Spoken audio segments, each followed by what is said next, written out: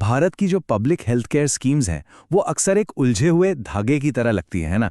कौन सी स्कीम किसके लिए है, कैसे काम करती है, काफ़ी कन्फ्यूजन होता है। तो चलिए आज इसी धागे को सुलझाते हैं और समझने की कोशिश करते हैं कि ये पूरा सिस्टम आखिर चलता कैसे है। सोचिए, 1 अरब से भी ज्यादा लोगों का देश, यहां हर किसी तक अच्छी और सस्ती हेल्थ केयर पहुंचाना, ये कितना बड़ा चैलेंज होगा। ये सवाल वाकई बहुत बड़ा है और इसका जवाब किसी एक स्कीम में नहीं बल्कि कई सारी योजनाओं के एक पूरे जाल में छिपा हुआ है। तो आज हम क्या क्या देखने वाले हैं। सबसे पहले हम भारत के हेल्थ केयर के पूरे फ्रेमवर्क को समझेंगे, मतलब कौन क्या करता है। फिर हम बात करेंगे नेशनल हेल्थ मिशन की। इसके बाद हम आएंगे आयुष्मान भारत पर, जो आजकल सबसे ज्यादा चर्चा में है। और हाँ, आखिर में ये भी जानेंगे कि इन योजनाओं का फायदा असल में किन लोगों तक पहुंचता है। तो चलिए शुरू करते हैं पहले पॉइंट से, भारत का हेल्थ केयर फ्रेमवर्क। देखिए, ये समझना बहुत जरूरी है कि इस इतने बड़े सिस्टम को चलाता कौन है। तो असल में ये एक तरह की पार्टनरशिप है केंद्र सरकार और राज्य सरकारों के बीच। देखिए, संविधान के हिसाब से हेल्थ यानी स्वास्थ्य मुख्य तौर पर राज्यों का सब्जेक्ट है। मतलब ग्राउंड पर हॉस्पिटल चलाना, क्लिनिक चलाना, मरीजों का इलाज करना, ये सब काम स्टेट गवर्नमेंट का है। तो फिर सवाल उठता है कि सेंट्रल गवर्नमेंट क्या करती है। केंद्र सरकार का काम है राज्यों को सपोर्ट करना। वो नेशनल मिशंस के जरिए उन्हें फंड्स देती है, टेक्निकल हेल्प देती है, ताकि पूरे देश में हेल्थ केयर सिस्टम मजबूत हो सके। और केंद्र सरकार का ये जो सपोर्ट है ना, इसका सबसे बड़ा और सबसे अहम जरिया है नेशनल हेल्थ मिशन। हम सब ने इसका नाम सुना होगा, NHM। तो ये NHM है क्या? ये हमारे हेल्थ मिनिस्ट्री का एक फ्लैगशिप प्रोग्राम है और इसे ना 2 हिस्सों में बांटा गया है। एक है रूरल सबमिशन यानी गांवों के लिए, और दूसरा है अर्बन सबमिशन, शहरों के लिए। सीधी सी बात है, गांव और शहर की जरूरतें अलग अलग होती हैं, पर मकसद एक ही है कि हर किसी तक अच्छी, सस्ती और क्वालिटी हेल्थ केयर पहुंचे। अब NHM कोई एक स्कीम नहीं है, ये एक अम्ब्रेला है जिसके नीचे बहुत कुछ आता है, जैसे कि माँ और बच्चे का स्वास्थ्य, फिर टीबी, मलेरिया जैसी फैलने वाली बीमारियां, और कैंसर, डायबिटीज जैसी नॉन कम्युनिकेबल बीमारियां भी। और इन सब के लिए फ्री डायग्नोस्टिक्स, मतलब मुफ्त जांच और मुफ्त दवाइयां भी मिलती हैं। और ये सब सरकारी हेल्थ सेंटर्स पर सभी के लिए अवेलेबल है। चलिए अब आते हैं उस स्कीम पर जिसने भारत के पब्लिक हेल्थ केयर का चेहरा ही बदल दिया। जी हाँ, हम बात कर रहे हैं आयुष्मान भारत की। ये शायद आज के वक्त की सबसे बड़ी और सबसे जरूरी हेल्थ स्कीम है।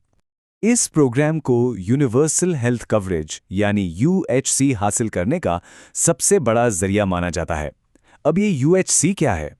आसान भाषा में इसका मतलब है कि देश के हर इंसान को, चाहे उसकी जेब में कितना भी पैसा हो, जरूरत के वक्त अच्छी हेल्थ केयर मिल सके, किसी को भी इलाज के लिए सोचना ना पड़े। अब आयुष्मान भारत को समझने के लिए इसे एक बिल्डिंग की तरह देखिए, जिसके 2 बहुत मजबूत पिलर हैं, 2 खंभे। पहला पिलर है हेल्थ एंड वेलनेस सेंटर्स। ये हैं हमारी फाउंडेशनल केयर, मतलब घर के पास मिलने वाली बुनियादी स्वास्थ्य सुविधाएं। और दूसरा पिलर है प्रधानमंत्री जन आरोग्य योजना यानी PMJ। ये एक तरह का प्रोटेक्शन है जो बड़ी बीमारियों और हॉस्पिटल के भारी भरकम खर्चों से बचाता है। तो चलिए पहले पिलर को थोड़ा और करीब से देखते हैं, यानी हेल्थ एंड वेलनेस सेंटर्स या HWCs। इन HWCs की सबसे बड़ी और सबसे जरूरी बात पता है क्या है? यहां मिलने वाली सर्विसेज सबके लिए हैं, यूनिवर्सल हैं। मतलब ये किसी एक ग्रुप के लिए नहीं है। अगर कोई उस इलाके में रहता है तो वो इन सेंटर्स पर जाकर फ्री सेवाएं ले सकता है। ठीक है, छोटी मोटी बीमारियों के लिए तो HWC हो गए, लेकिन सोचिए अगर कोई बड़ी बीमारी हो जाए, हॉस्पिटल में भर्ती होना पड़े, तब क्या होगा? यहीं पर आयुष्मान भारत का दूसरा पिलर प्रधानमंत्री जन आरोग्य योजना यानी PMJAY काम आता है। ये असल में एक हेल्थ इंश्योरेंस स्कीम, और ये कोई छोटी मोटी इंश्योरेंस नहीं है। ये स्कीम हर एलिजिबल परिवार को हर साल 5 लाख रुपए तक का हेल्थ कवर देती है। 5 लाख? जरा सोचिए, ये उन परिवारों के लिए कितनी बड़ी बात है जिन्हें पहले एक बड़ी बीमारी के इलाज के लिए अपना घर, जमीन सब कुछ बेचना पड़ जाता था। और इस स्कीम का स्केल वो तो हैरान करने वाला है। इसका टारगेट है 10.74 करोड़ से भी ज्यादा गरीब और जरूरतमंद परिवारों को कवर करना। इसका मतलब हुआ करीब करीब 50 करोड़ लोग। ये भारत की आबादी का लगभग 40% हिस्सा है। दुनिया की सबसे बड़ी हेल्थ इंश्योरेंस स्कीम है ये। और हाँ, ये सिर्फ कागज पर बड़े बड़े नंबर नहीं है।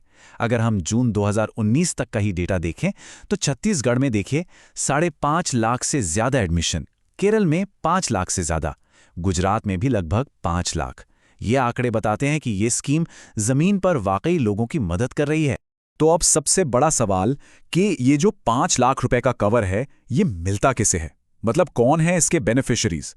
कौन से परिवार इसके लिए एलिजिबल हैं? अच्छा, तो इसके लिए सरकार ने एक बहुत साइंटिफिक तरीका अपनाया है। वो 2011 के सोशियो इकोनॉमिक कास्ट सेंसस यानी SECC के डेटा को देखती है। ये एक बहुत डिटेल वाला सर्वे था जिससे ये पता चला कि देश में कौन से परिवार किन-किन पैमानों पर गरीब या वंचित हैं। तो इसी डेटा के आधार पर बेनिफिशरीज को पहचाना जाता है ताकि मदद सही जगह पहुंचे। अब यहाँ एक इंटरेस्टिंग चीज़ है। गांव के लिए और शहर के लिए एलिजिबिलिटी का क्राइटेरिया अलग-अलग है। ग्रामीण इलाकों में ये कुछ वंचित होने के क्राइटेरिया पर बेस्ड है, मतलब परिवार के पास क्या-क्या नहीं है, और शहरी इलाकों में ये 11 तरह के कामकाज या ऑक्यूपेशन पर बेस्ड है।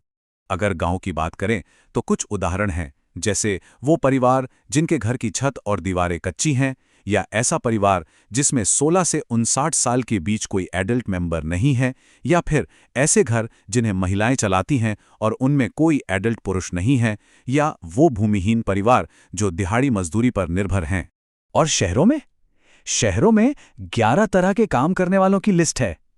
इसमें कौन-कौन है?